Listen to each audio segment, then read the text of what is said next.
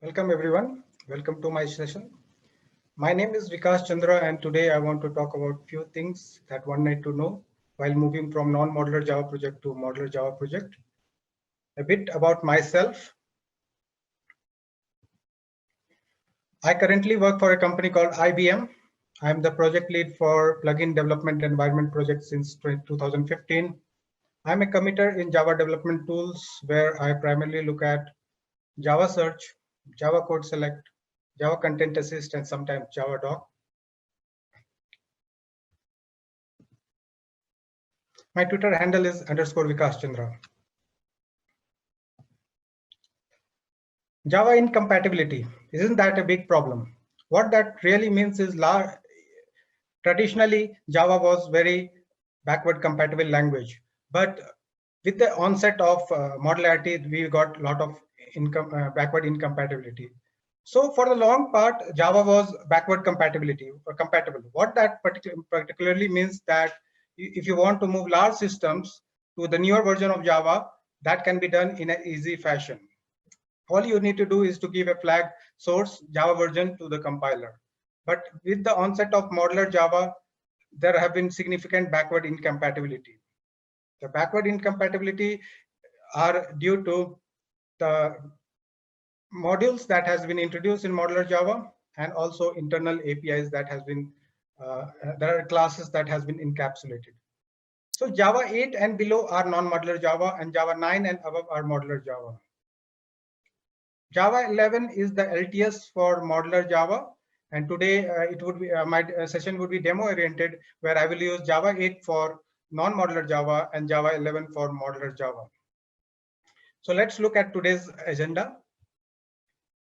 Today we want to look at how a non-modular Java can be tested for compatibility with modular Java. So today I want to look at the concept of unnamed module. I want to also look at how JDEPS tool helps us to find out internal APIs. We'll also look at tweaking module configurations and add the various command lines. We'll see it on command line as well as on Eclipse IDE. We'll also create a multi-jar live in this session. And we'll also work with a tool called JLinks and why it's required, especially with the modular Java coming in. How does a non-modular Java program get compiled with a modular compiler? So there are no modules in the non-modular program, so it should fail, right? Isn't it? Because there are all packages and all packages are not present in a module. And if we want to migrate a package-centric code to a module-centric code, we need to wrap everything in a package. Isn't that very cumbersome? So let's look at a very simplistic example that I have here in my Eclipse window. This is very simple example. It uses com.ibm.icu and it prints the current time zone as well as the current time. And how does it compile in non-modular Java? And we'll see if it compiles in modular Java or not.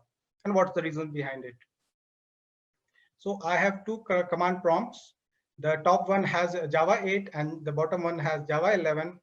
And as you can see here, the unnamed module example has been copied at both locations. So let's compile it with Java 8. So I have this initial commands ready for the sake of time. And let's try to run it. So it prints that it's a standard, Indian Standard Time Zone and we are at 5356 time. So let's compile it in Java 11 and then run it. So again, it compiles well. We get a time which is 15 seconds ahead of the previous time. And how does this happen even when we have not provided anything? So behind the hoods, we have the unnamed modules. So unnamed modules means that the modular Java, when a non-modular Java is used to compiled by a modular Java, the modular Java automatically creates an unnamed module and puts all the class and reference in that module. So there are two ground rules for that, that implicitly it requires all the modules, the unnamed module, and it exports all the packages. And that is there so that our migrating code from Java 8 to Java modular Java should not be cumbersome. So everything is easily accessible and by the other project. So that's all done to make sure that our migration is easy. So let's look at this particular example. It's a very simple example, and we want to run it with Java 11. And as you can see, that it says that it's a unnamed module. So when you try to print out the module name of something which is not in a malloc, it's wrapped in unnamed module. And this is where we are running with Java 11.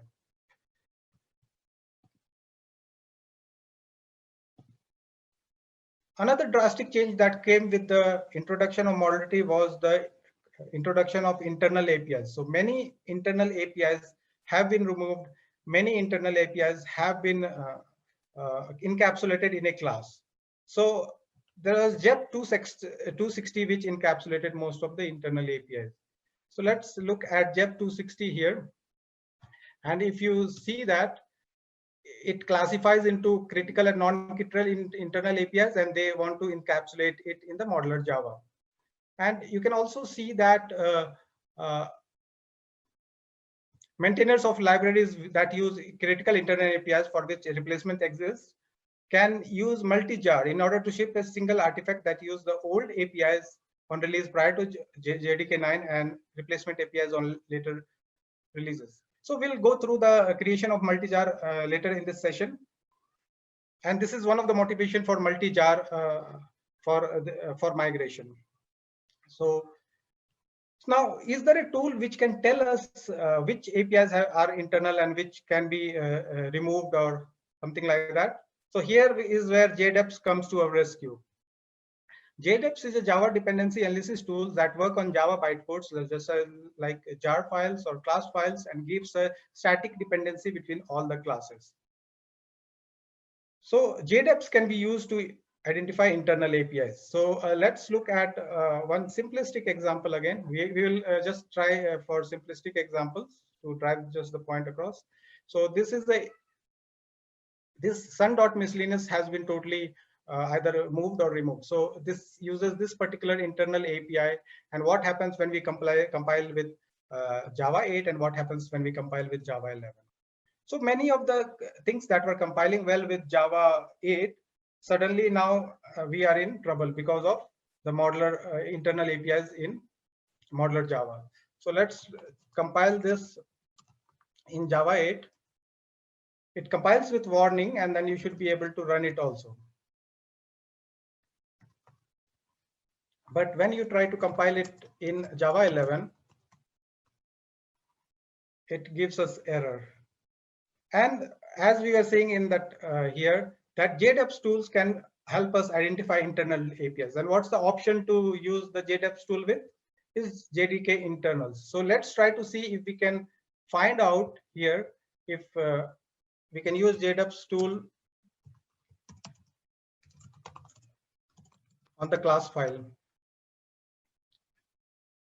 So here it says that sun.mis.floating decimal is an internal API, and it has been removed in Java 9. And it points us to that JEP. Many times it also gives us a replacement API. For example, if you are using base64 encoder, it will say that you better look at java.util.base64. So for our present example, it's a simplistic example, so there is easy way around, but we have to make sure that we find out what are the internal APIs that has been used in the non-modular project. And while we are at it, we should also look at the tool called JDepperScan. JDepperScan is a static analysis tool that works on Java bytecodes just like class file or jar, and it gives us the use of deprecated APIs. So it must be noted that only deprecated APIs from Java can be seen in JDepperScan tool. So in our previous example, we saw that we used a class which was in C drive, COM IBM ICU. Let's try to run a JDepperScan on that particular class, on that particular jar, and see what we get here. So JDepperScan tool parses all the class files, so it's slightly slow. It will parse all the class files, and then it will output you all the internal APIs. So here finalize is deprecated, and also constructor of double and long also, they are deprecated, and they would have a replacement APIs mentioned at that location. So It's better to run JDEPS tool to get internal APIs and JDEPS scan tools to figure out all the possible problematic APIs that you are using so as to be removed in the future. So here another thing is that internal APIs, the ones which are encapsulated, there is also command line tools to access it. So we'll cover it when we go to module configurations.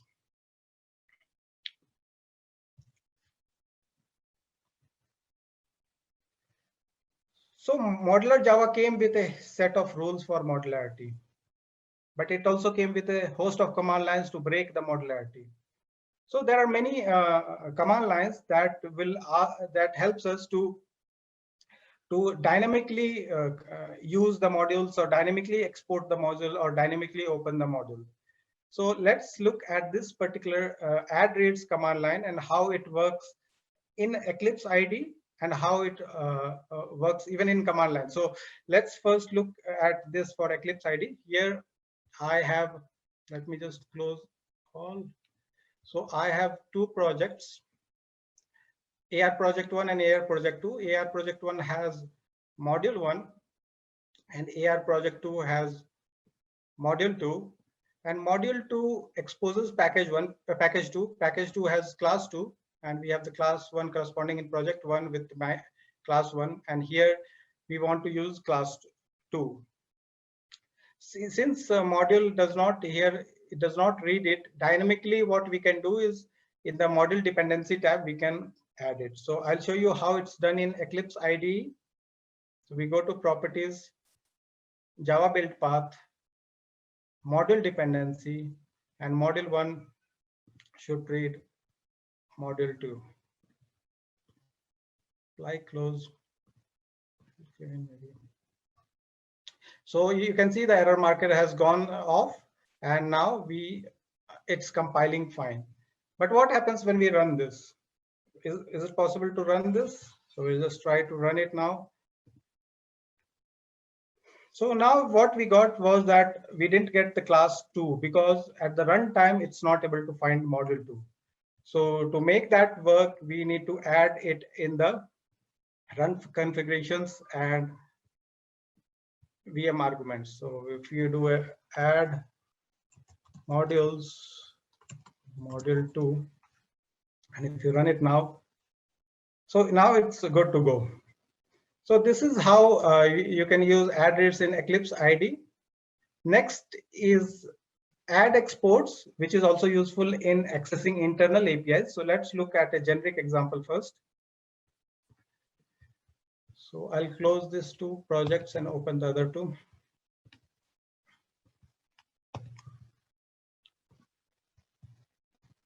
And again, the hierarchy of the class is same. We have package 1, class 1, and this is module 1, and here again this is module 2 and package 2 by class 2, and we try to use class 2, which has not been exported here, and here it requires module 2. So what we want to do is again go to that Java build path, module dependency, and in the Java build path of project 1, we want to ensure that module 2 expose package 2. Apply, close. Now the compilation error has gone, as you can see, and we should be able to run this particular example. Now, how do we use internal APIs using add exports? So I have created another example, a simplistic example of that. And here, if you can see, we have a zone info internal API, and we take IST and it prints Indian Standard Time. So that's all we want to do. And we want to see it on the command prompt, what happens when we try to compile this one. So what it says is that package sun.util.calendar is declared in module java.base, but it does not export it because it has been encapsulated, JEP 260, I believe. And then how do you add exports on the command prompt? So what I will do is I'll add exports java.base sun.util.calendar is equal to all. So that gets the compilation going with few warnings. And if you want to run it, obviously you again have to use that add exports. So we'll just try to run it, and it should print Indian Standard Time. And that's what we printed here. And again, if you want to see in our Eclipse IDE, how does this work? So we have to go again to that Java build path, model dependency. In the Java base of this particular example, you want to expose sun.util.calendar, apply, close, compilation goes off, the compilation error goes off, and you should get IST here as well, Indian Standard Time. So that's how we use add exports. And we also have another command line, add opens, which opens the package not only for the public APIs, but also non-public APIs. So it's used in deep reflection. So this is another command line that can be used to adjust the module configurations to make things working in modular Java. Multi-release jars. So as we saw earlier, there was one motivation for creating a multi-release jar. There can be other motivations also, and it's very much possible that a single application has classes mapped to different versions of Java. You want to use the new feature of Java, you could be migrating some API and you don't find a corresponding API and things like that. So there are many ways where you can probably require a multi-release jar file. So I believe there is a multi-release jar file already in JUnit 5, I believe. And then multi-release jar contains the same release of file library for different Java versions. So let's look at it from an example point of view, and we will also want to create it runtime, what it takes to create a multi-release jar. So we have this particular project which has a main application which goes to an API class and prints API method. It says it's in Java 8. And in Java 11, we want to use the same thing. Probably we want to use the where functionality, which was not possible. And again, this is a simplistic example. There could be many other reasons why you could want API method to have to be in Java 11 to be implemented differently. So before we sort of create it, there are two ground rules for creating a multi-jar. The first rule is that the hierarchy of APIs and the hierarchy of packages should be exactly same as the other API. So there should not be a like package one and API class. So it should be named, and the signature of the method should be identical. And also, you should not add a new API. While we are at it, let's add a new API. In such scenarios, multi-jar won't work at all. So in this particular simplistic example, let's try to create a multi-jar. I believe we don't require this anymore. Let's go into this window and let's go into the root directory of this workspace. So this is where I want to go.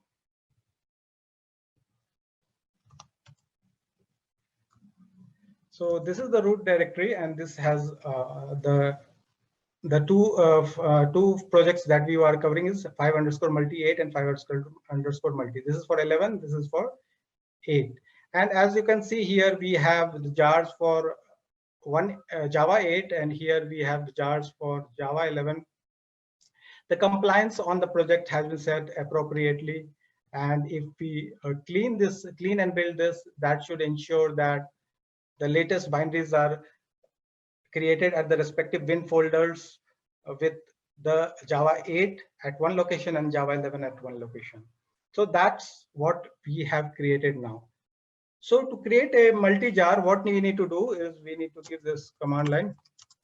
So let's name our multi-jar as multi2.jar, and we have to give the location of the binaries.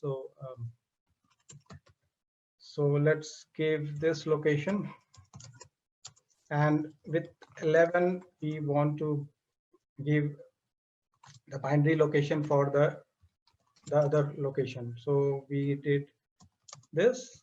So this should create a multi-jar comprising of Java 8 implementation and Java 11 implementation. As you can see, we have created a multi-jar here at 520, and then we want to see what's there in the multi-jar. So let's see what's there in multi-jar. So as you can see, it has API class packaged with Java 11 and API class with Java 8 as well. And in this manifest file, there is an attribute called multi-release that would be set to true, so that applications understand that's a multi-jar. So now let's run this multi-jar with Java 11. This is the default on my machine is Java 11. So this is where we would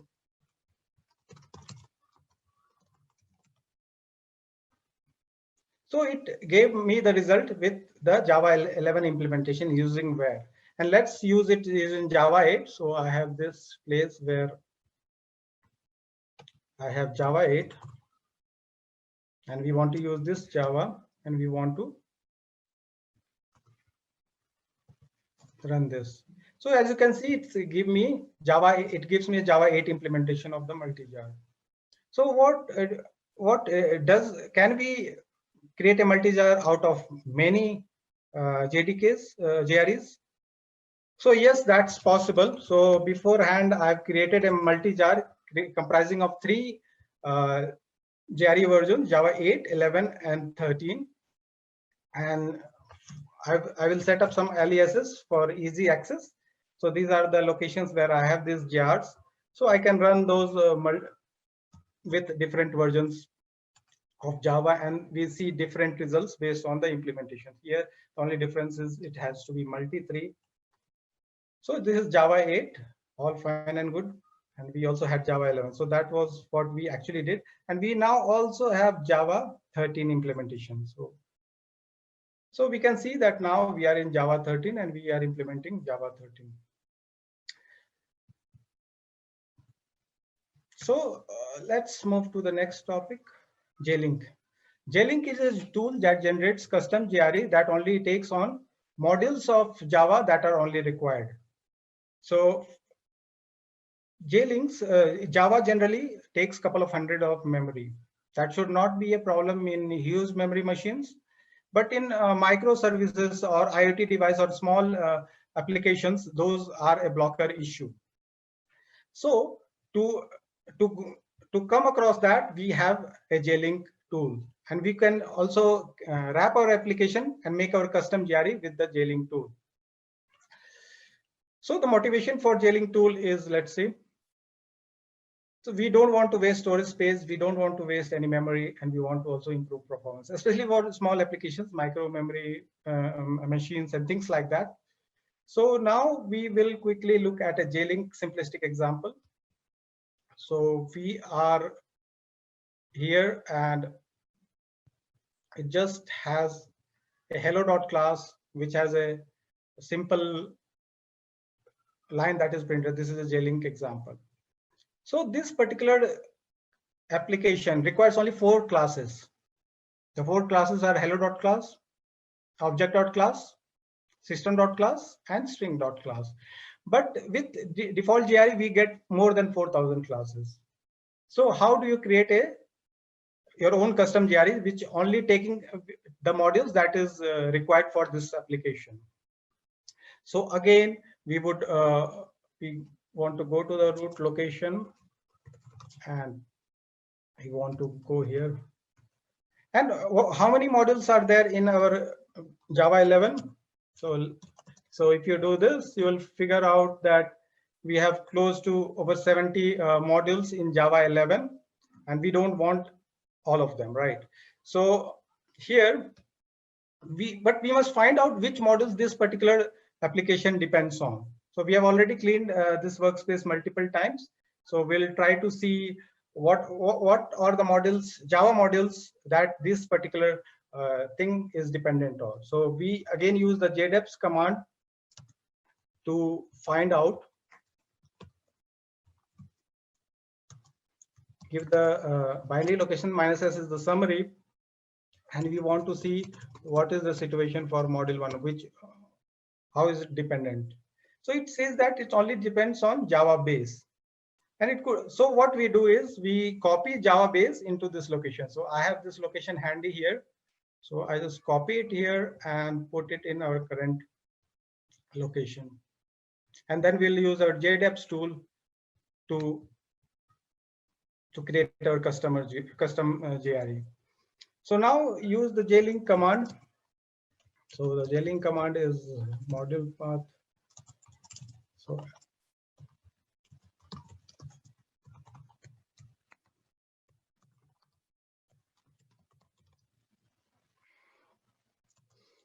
and we want to output it here. Let's output at the same location. Let's call it my JRE. So as you can see, this my JRE has been created here, and it will just copy all the things that are necessary into this my JRE. So here, when you go to the bin folder, you should be able to execute your application. So you do a module, then you do a module 1, and we know that it's in package 1 dot.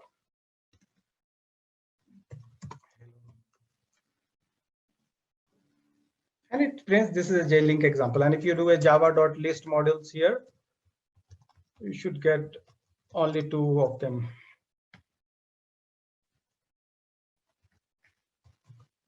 So we got only 2 modules here. So this is the concept of JLink, and this is how you, and since because the Java has now become modular, you could, it's not a monolithic structure anymore. You could make your custom JRE with your custom application. So that's the advantage you have. So let me just summarize what we covered. We looked at the concept of unnamed module, so that makes our life easy. Everything is done for us. And then we use the JDEPS tool to find out JDK internals. We use JDEPR scans to find out deprecated elements. We use command lines to access internal APIs and add unforeseen methods. We use it in Eclipse IDE. We also use in command line. And we created a multi-jar in this session. And if there is no corresponding API and wish to keep old implementation. And there are other motivations also for creating multi-jar, for if you want to use the new feature. And then at the last, we use the JLink tool to create our own custom JRE. Let's look at the acknowledgement. So I have read this book. I'm sure there is a new version for this, Java 9 to 13 new features by Mandar Jog. And then the migration documents, which is mandated by Oracle. Thank you so much for attending the session, and please evaluate this session. I would be open for questions now, sometime.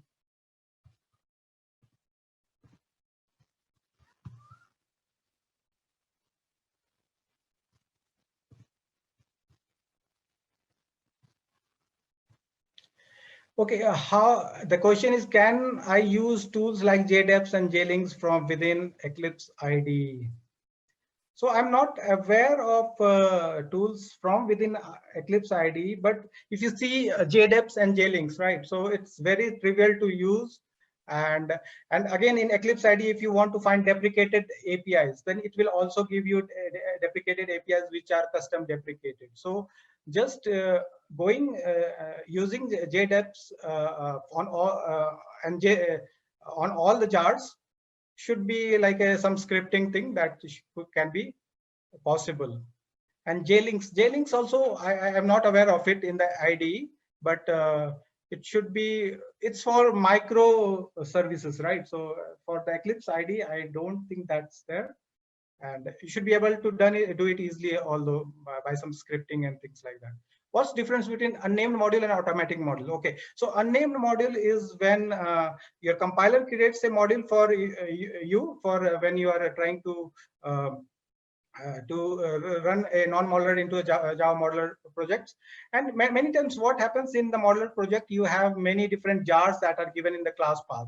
And then the compilers also create automatic models for them based on the name of the jar. They prefix underscore with dot and other things, and they created those automatic models. So it's a related thing, but the uses are slightly different. Let me look at if I have more questions here. So already time is up. So these were the two questions, and I think I answered both of them. If there is anything else, there is my Twitter ID, which I had mentioned, or they can reach out to me on my email ID as well, or they can file a bug in JDT as well as PD for any such issues. Thanks everyone for attending.